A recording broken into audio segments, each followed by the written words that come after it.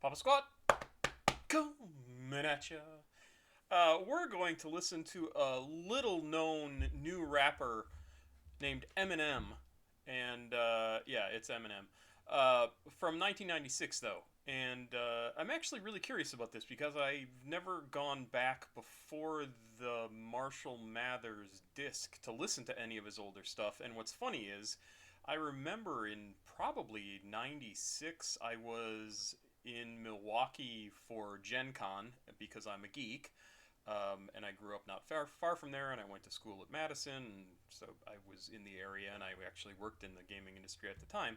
And I remember walking around Milwaukee and at the big theater there that I don't remember the name of, and I certainly should because I've seen bands there.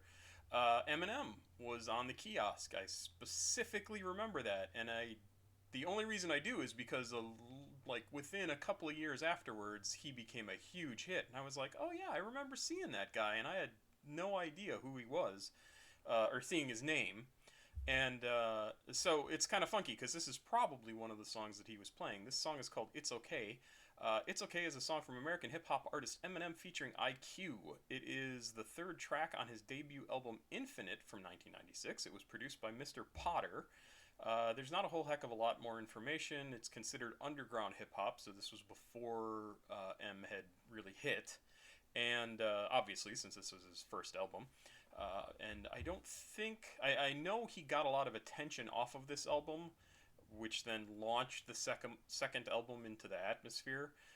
So I'm expecting this to be good. I have no idea what his style was like at this time, though, and I don't know if it's changed over time. Um, but I'm super curious. Somebody in the comments for one song or another, I don't even remember who, said you should listen to "It's Okay" from Eminem, and I thought that was sort of an odd suggestion. So today I just decided to look it up because I had expected this to be from within the last whatever 20 years, not 27 years. God, Jesus Christ. I'm old, and so we're gonna check this out. I'm super interested, and you know, one other thing I wanted to say is I really love your guys' comments, and I love the. For the most part, people are. I don't want to say supportive, like, but you are supportive, and when things come up, I really do appreciate when people say, no, no, you're doing a good job. We like the way you do this, and blah blah blah. So thank you very much if you're one of those people. But the other thing that I really like, and this is the thing I like most of all about doing this, is we are all sharing a interest and a passion in this music, and I am not what people classically have thought of as a person who would be a huge fan of hip hop, and I am a big fan of hip hop. I think it's, as I've said before, like the ultimate expression of music that currently exists because it takes everything and turns it into something new, and I just love that. Um, but I love to see in the comments things from people saying just something as simple as like, "Oh, you should check out this song. It's beautiful." And I look at who wrote that, and it's a 20-something-year-old or teenage person of color kid, and I love it. I love it. I love that you think something is beautiful, and even if nobody else thinks it's beautiful, that doesn't matter. Um, it's very cool. It's just amazing that we can kind of have this little bit of conversation. We don't know each other. We don't know each other's politics. We don't know anything about each other except the fact that we like this music and we share that about this music. And I know I sound like a crazy art freak person when I say this, but this is the sort of thing that we should all be spending our time doing, is sharing our passions with each other and not crapping on each other. I deleted a comment today in the comments that somebody said, "Oh, this song is fire," and somebody was like, "No, it's not. No, you're out of here." What is the point of that comment? It's just so stupid. Share your passions, not your hatreds. You can dislike things. I dislike a ton of things, but I don't generally talk about them, and I don't want to share them with people. So there you go. Just don't support things you don't like, and do support things you do like. Share those things, because that's what's gonna make everything better, because everything's gonna be more entertaining and more fun, and you will find more people to like and do things with, because you're gonna like the same things. Anyway, that's all of that. And I just, like I said, I really appreciated somebody in the comments today said this is a beautiful song, and it's not the sort of thing that you would expect to hear from a 20-year-old African American kid talking about hip hop music, and I thought it was absolutely amazing and really a great thing.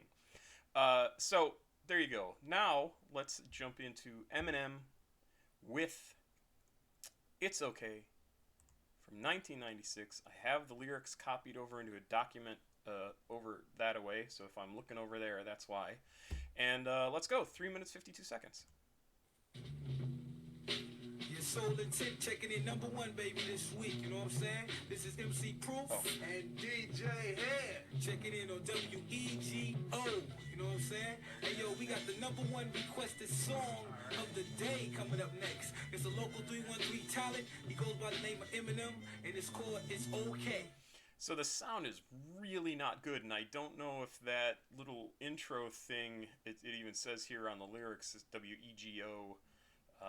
Interlude is at the beginning. I don't know if that sound is because of that little skit that they have in there, or if it's how the rest of the song is going to be. So apologize for the sound. It's a little bass heavy, and I'm sure it's being transferred through my desk into my microphone tripod and right up into the microphone, so it might be even more distorted.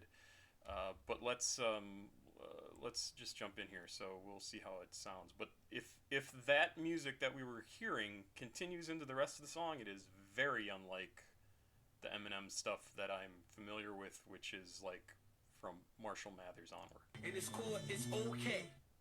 Check it out. Eye-Kyu, it's a broke day, but everything is okay. I'm up all night, but everything is alright.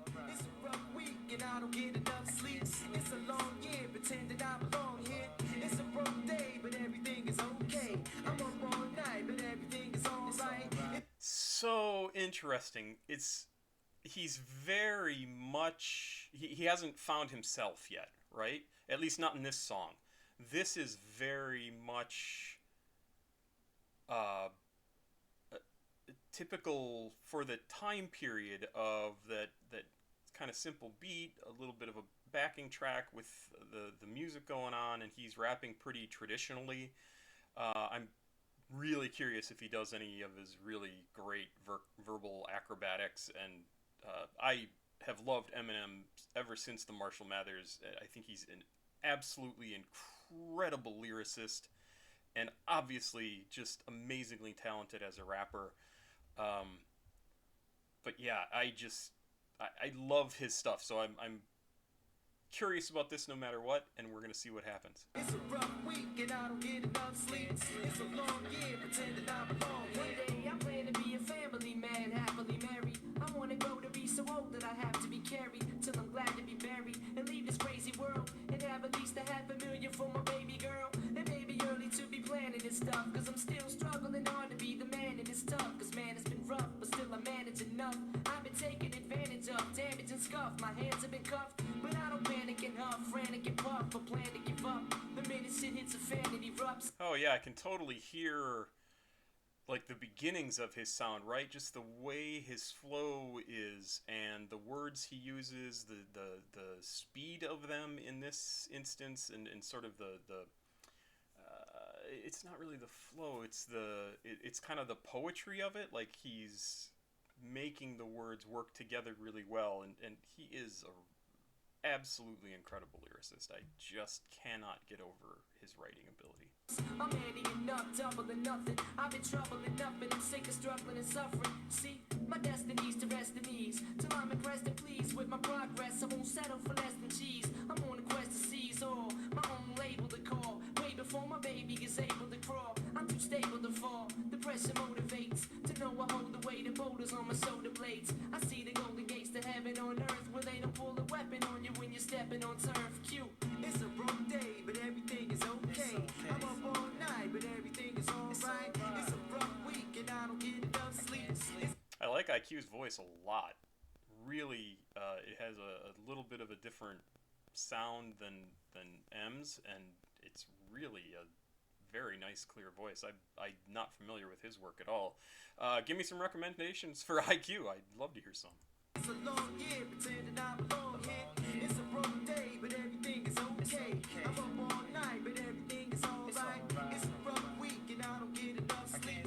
It's a long year, pretending I belong here. I'm going for broke, gambling and playing for keeps. Every day in the streets, scrambling and paying for cheap. Praying for sleep, dreaming with the water in mouth. Wishing for a See, that's it.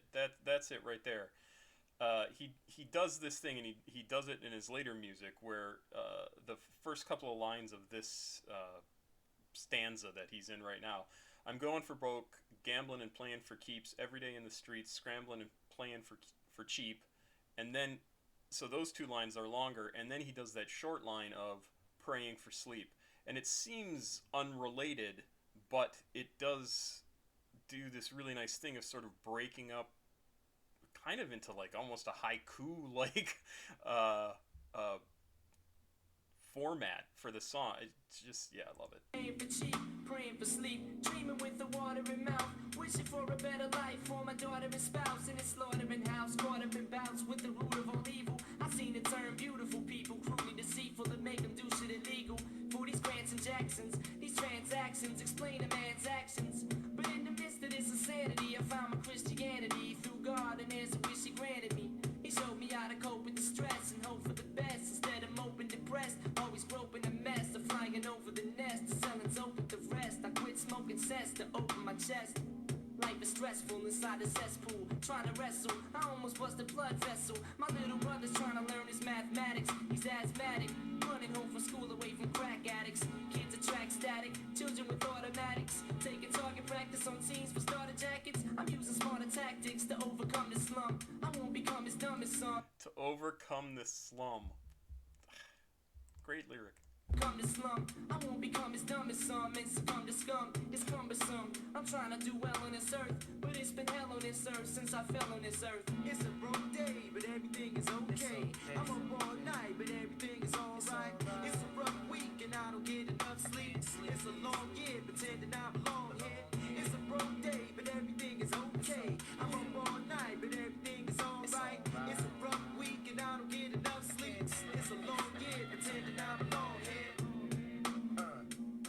It's okay. Yeah, it's alright. Even though I can't sleep. Yeah, it's okay. It's alright. I can't sleep. Yeah, I can certainly see some of his style as a rapper in this.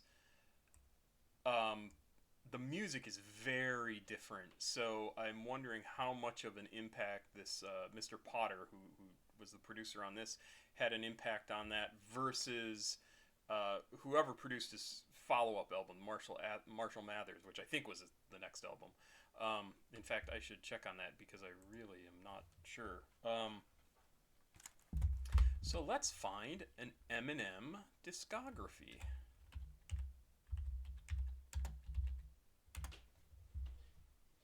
Yes. Just give me a list of discs. Okay, Infinite. Oh, the Slim Shady. Yep, Slim Shady was the first one. Okay, Marshall Mathers was the third one. So I definitely started really paying attention to him. I bought the Slim Shady CD way back when, and never went back to pick up Infinite, which is interesting, but probably because nobody ever talked about it that I knew. Super interesting. And let's see who produced Slim Shady EP. Dr. Dre, Eminem, Mark and Jeff Bass, and Melman. So yeah, definitely Dr. Dre. I'm curious, what did Mr. Potter do all of? Yep, Eminem and Mr. Porter, rather, not Mr. Potter. Sorry about that, Mr. Porter. And super interesting. This was apparently released as a cassette tape back in 1996. That is absolutely crazy.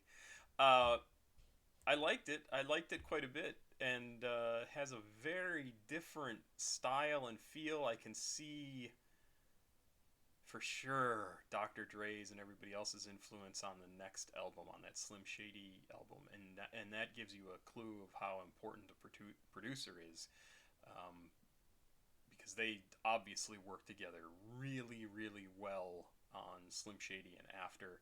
And this is a really good song. I'm not slighting that at all, but it was not the breakout album. It was not the one that really put him on the map. This is the one that just got people to kind of pay attention within the industry. And I'm sure there's more stuff on this cassette that didn't have very many songs that made it clear to everybody that this guy had something.